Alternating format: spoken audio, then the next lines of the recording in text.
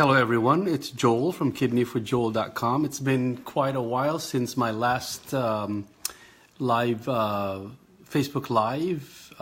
It was about the book I released about 6 weeks ago. And then I re-released it, gave it away actually about a month ago. Today is Thursday, March 1st, and it's the first day of the National Kidney Month. And I wanted to share my kidney journey with you, as I have gathered a lot of questions and comments and feedback, as well as a lot of people really asking me how I'm able to do what I've been doing, despite the fact that I have end-stage kidney disease, and I still live a fairly normally functional life as a single dad, as a physical therapist, as a son, as a contributor to my patients as I see them daily. So one of the reasons why I wanted to do this is because the kidney awareness and the kidney disease awareness, especially chronic kidney disease, is not that prevalent yet, not even in the United States. The statistics are shocking.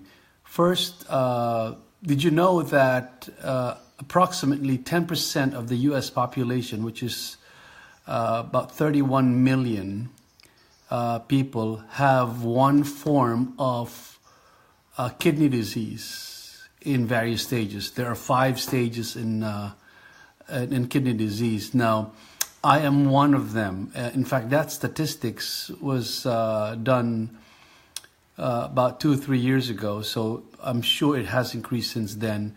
And there's about 500,000 of us, actually more than 500,000 of us, as of 2013, and I'm sure it has increased since then. 680,000 who are considered chronic, which is stage 3 to 5.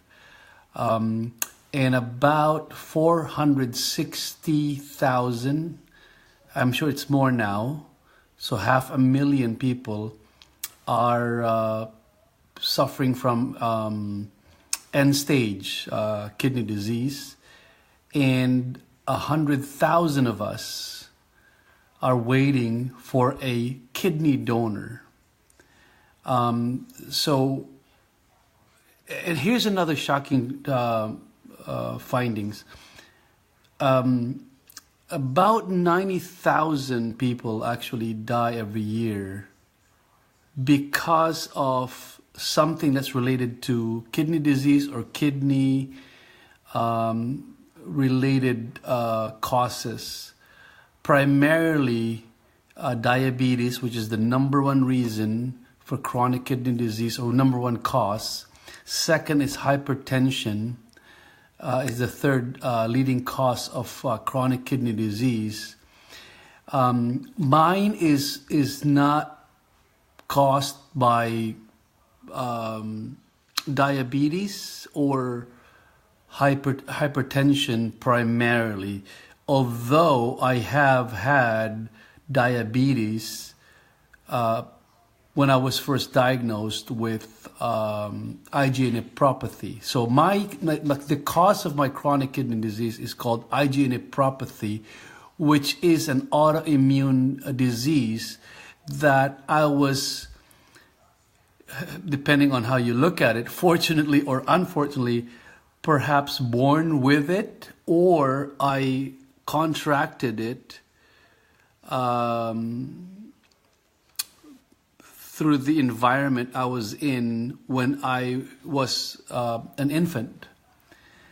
And of those who are waiting for a transplant, 100,000 of us, about 18 to 22 of us die waiting because there are more transplant recipient candidates than there are kidney donors. And most of the ones who are waiting for a kidney donor are waiting for a diseased kidney donor, which is at least 4 years to now 7 years of waiting. I myself have been waiting for almost 3 years now. It'll be 3 years that I've been on stage 5 on dialysis by April 1st. So really, I have been on dialysis for 3 years because I was diagnosed with end-stage renal disease April Fool's Day 2015. But the good thing about my scenario is that I knew I had it, because when I was 35, I found blood in my urine, and I had some sort of a back pain, and they did a biopsy, and the doctor proclaimed through my biopsy of my kidney that I had, I still have IgA nephropathy, which is also known as glomerulonephritis, which I first contracted or had when I was an infant. And the way it started was this. Somehow, I don't recall what happened because I was too young, but I do recall when I was in 4th grade that when we were asked to do a drawing of our most life-changing event or unforgettable experience, I did draw a picture of a baby with dextrose or IV plugged into the arm in a hospital bed. And that baby was me. So I recalled it somehow when I was 9 years old, when I was in 4th grade. But I don't really have a recollection of the event that started my IgA nephropathy. All I know is this. My mother told me this story, was that one day my father, who was, when he was still living, a medical doctor. This was in my town in the Philippines called Tabango Leyte in the Philippines, where I first grew up. And, I urinated with a thick, frothy urine that was foul smelling. And it was dark brown.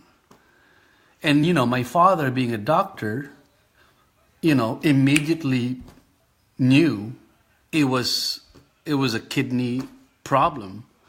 So I was rushed to the hospital, and then, I was found to have glomerulonephritis, which is now known as IgA nephropathy or Buerger's disease, which is BUERGER''S.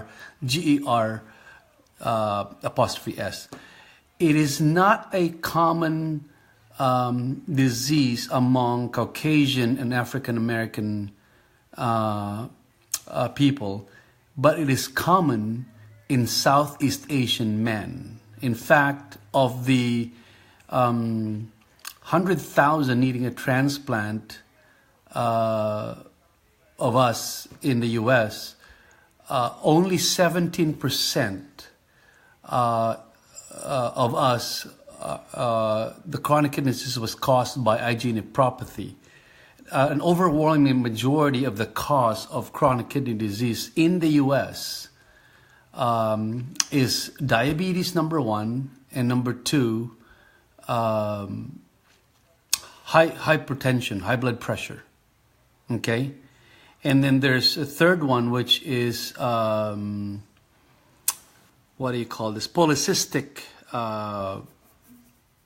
kidney disease.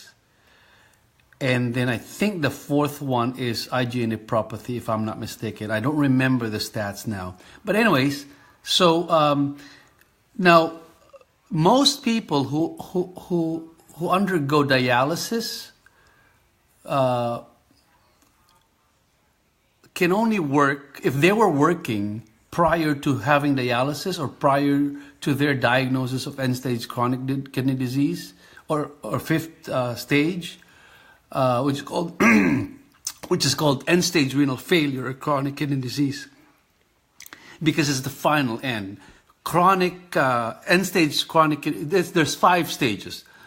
Stage 1, you still have about 90% of the kidneys functioning. Stage 2 is about 70, 80, maybe 60 to 80% still functioning. Stage 3, there's about 40 to 50% function of your kidneys.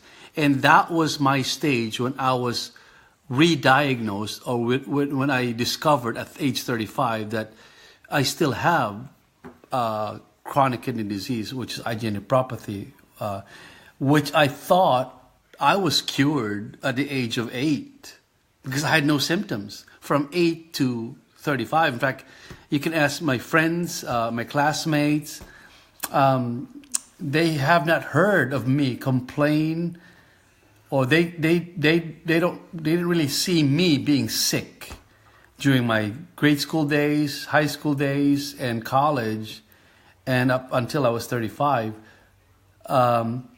Although there was a sign that I had antibiotics, especially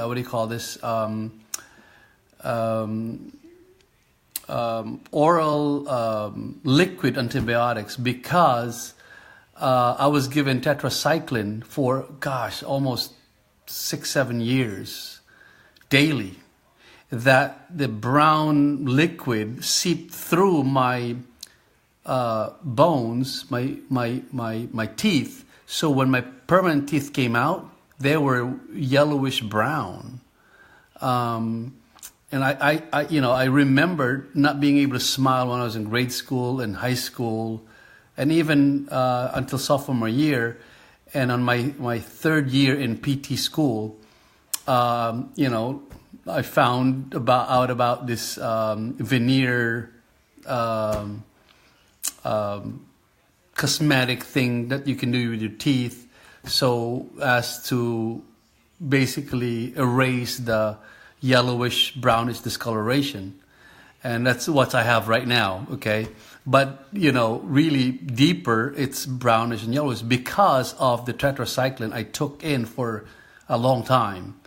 But anyways, going back to my story, so I was probably a year old, maybe not even a year and a half, when my father first discovered that, I had this, and brought me to the hospital.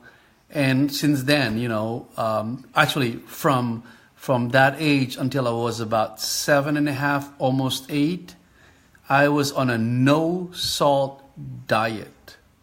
So all my food, everything I ate, I drank, had no salt. In fact, I remember when I was about 3 or 4 years old, we went to the beach nearby in our town in Leyte, Philippines.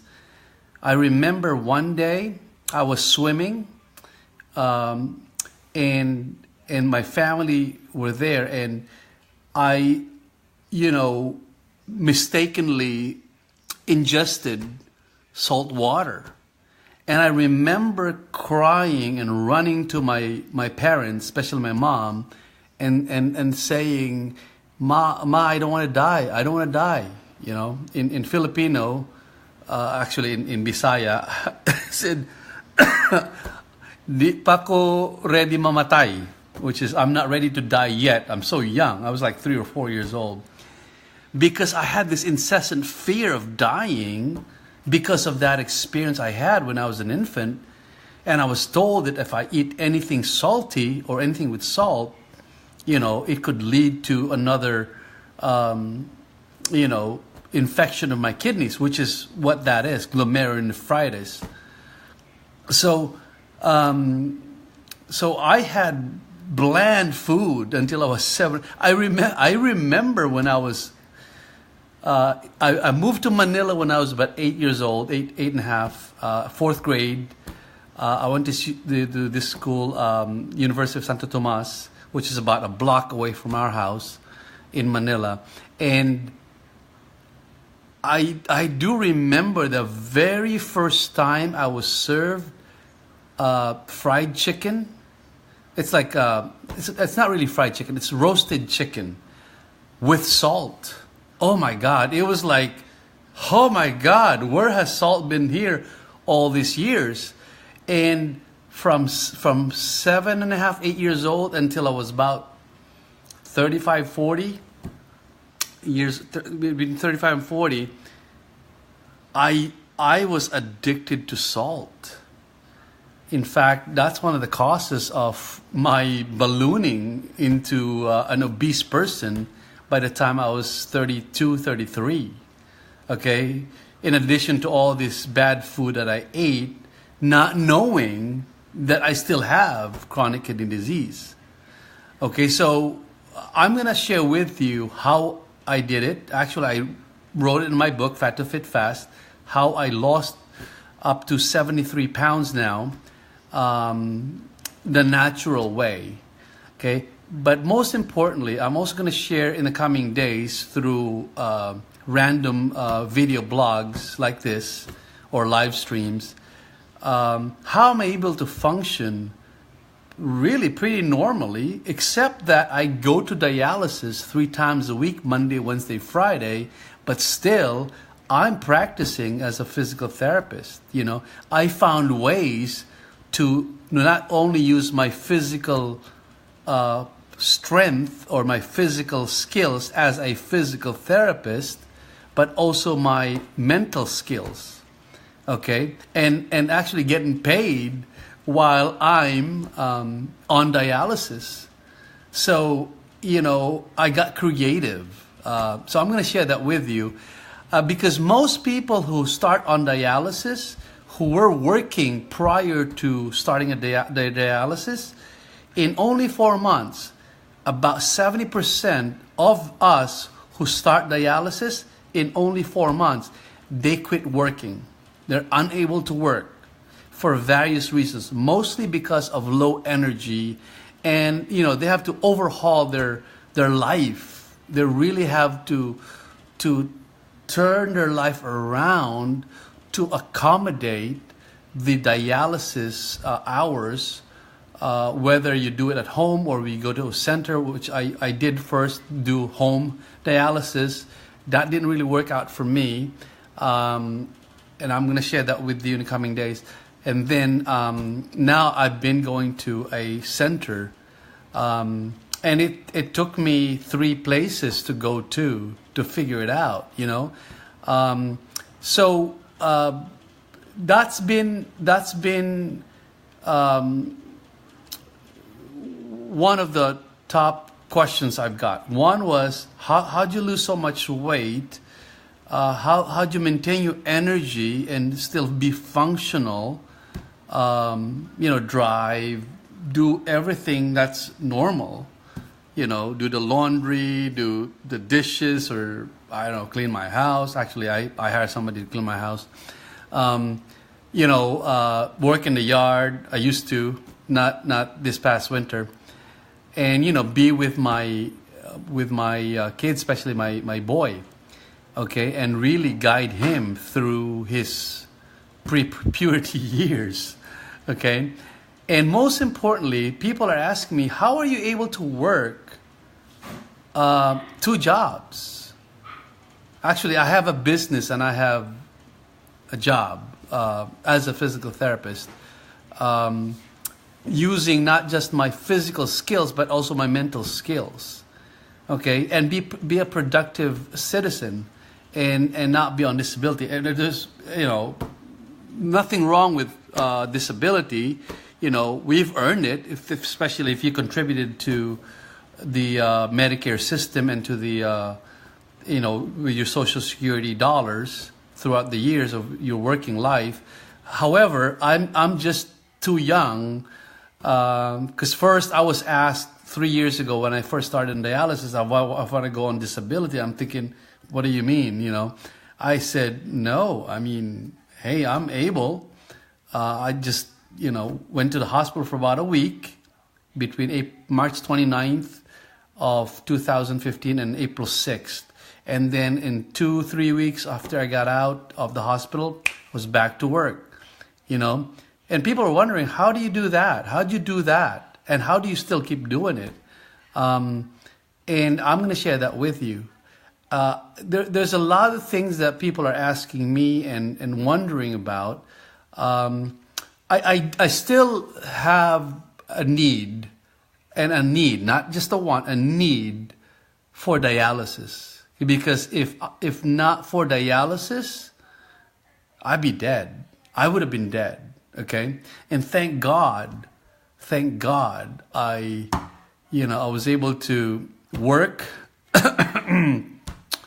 for about 28 years as a physical therapist before I went on dialysis, because I earned my way into the Medicare system, as well as I had a health insurance. So I have two forms of health insurance, which a lot of people don't, especially those who are on dialysis, because they're unable to work. So they only have Medicare, or they don't, or some sort of kidney foundation funding, okay, which I will also get to, because I know some people, especially on my Facebook friends list, who just started on dialysis, and they told me just before they went on dialysis that, hey, I'm going to get on dialysis. What do I do now? And I can lead you to the right people, because I tell you, even though I've worked as a physical therapist for almost 31 years now, I graduated as a physical therapist on my 20th birthday, March 27th, 1987. So I will be a physical therapist for 31 years on my next birthday, which is coming up in 3 weeks. No, 4 weeks. March 27th. Even though I've been in the healthcare system for that long, I tell you, I've gotten the runaround. I've gotten the worst end of healthcare, and I know it because I come from the healthcare. I have a healthcare background, and then 16 years ago, I became a patient, a kidney patient, and now for the past almost 3 years, I've been a dialysis patient. So, man, last year alone, I went through hell with my first transplant center. So now I'm fortunate. I'm now in the Methodist Transplant Center, which is the #1 transplant center in the whole world. They have to do the most. And that's in San Antonio, Texas. But despite that, I'm still in need of a perfect match kidney donor, a living kidney donor, because if I have to wait for a deceased kidney donor, dang, I got to wait another 4 years. Okay? Reason why is, and I'll explain this to you later, I live in the South, where a lot more kidney transplant patient recipients are waiting for a donor, number one. Number two, I have a rare blood type. It's B+. Not very rare, but it's I can only accept direct match from somebody who has an O or a B+ blood type. Although with the living kidney donor swap or exchange program with the Methodist, I can also accept a non-matching blood type, like an A or an AB, but it has to be a paired exchange or a swap, which I will explain later. Again, there's a lot of things that a lot of people are not aware of in terms of how the donor system works, how many people are involved or has some sort of a chronic kidney disease, and they don't even know. Oh, by the way, which I have to say, majority of those people with a form of kidney disease don't even know they have it until it's too late. That's why this month I'm doing my very best to create more awareness about the free blood test, kidney test programs that the National Kidney Foundation and every other there's many foundations in the kidney industry or kidney healthcare industry, which I'm not going to get into because it's, anyways. So, and they're offering free blood tests. They've been offering it, but more this month because this is National Kidney Month in the U.S. And then on March 8th, which is a week from now, Thursday next week, will be World Kidney Day. So there's a global need for awareness about kidney disease, and I wanted to contribute to that. I have done everything in my power to really take control of my destiny. Okay, even though I was given an almost death sentence when I was 16 years younger, 35, I did not accept the verdict because at the time my doctor said, if you don't take care of your health, if you don't lose your weight, if you don't take care of your stressful lifestyle, get rid of your stressful lifestyle, if you don't get rid of your extra weight, that's contributing to the worsening of your. At the time, I was diabetic. I was able to reverse it for the past 5 to 7 years now, which is another mystery that most people are wondering about. How is diabetes reversible? Yes, abso-freaking-lutely. I am one living example of somebody who had diabetes, who knew he was pre-diabetic at age 35, became diabetic at 39, and reversed diabetic by the time I was 45. And I've had normal A1C, which is the diabetes or the blood glucose level measurement number of 480, but 4.8 to 5.0. That's been my A1C for the last 5 years. Okay, and I will share with you how I did that. Okay, and I was able to control my high blood pressure. I used to have blood pressures of like 200 over 105, 110, or 190 over 100 on a daily basis. Again, because of my chronic kidney disease at the time, when I was about 43 years old, and all these things can really be managed. I can't really control the progression of my chronic kidney disease. That I have not figured out yet, okay? Because God has prevailed in that matter, meaning, He has blessed me with this thing called IgA nephropathy when I was just a baby, or maybe I was born with it. I don't know, okay? But all I know is that I have never complained about it. I've thanked Him for it.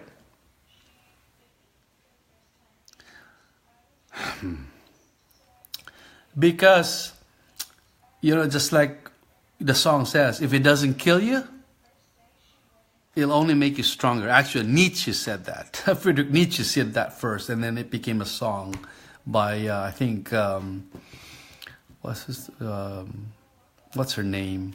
She won the American Idol. Kelly Clarkson, I think. Okay, yeah, I think that's her.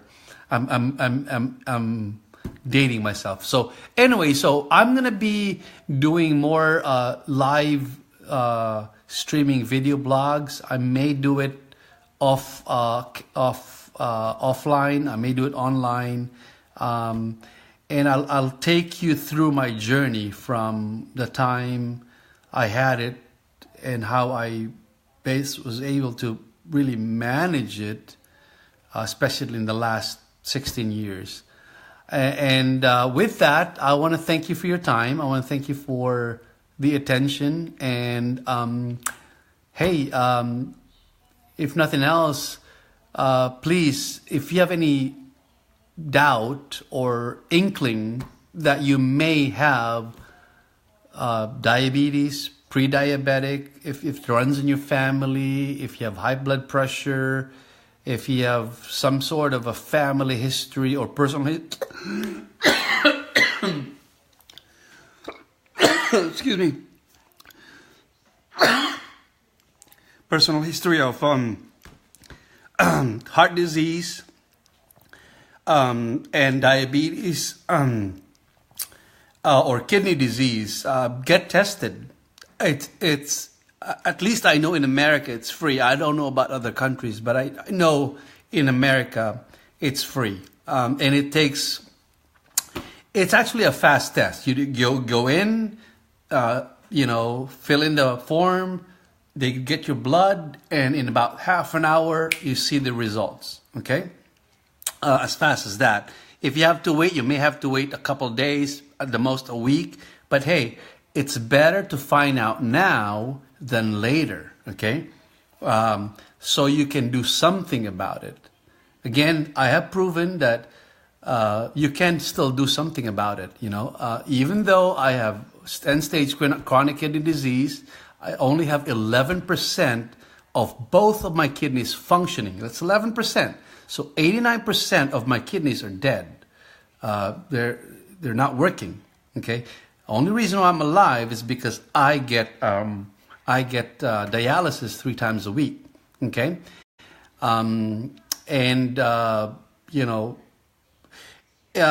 It can be a miserable time, but I have found ways to be productive and to rest, to meditate, to read, to actually even earn money while I'm on hooked up to the machine. So, no matter what happens to you, it's how you respond to it that's more important. So, anyways, I want to thank you for your time again, and I look forward to speaking with you. And if you have any questions, feel free to message me. All you are my friends, so message me on Facebook at facebook.com/JoelCR. Thank you so much. Have a good day. Bye-bye for now.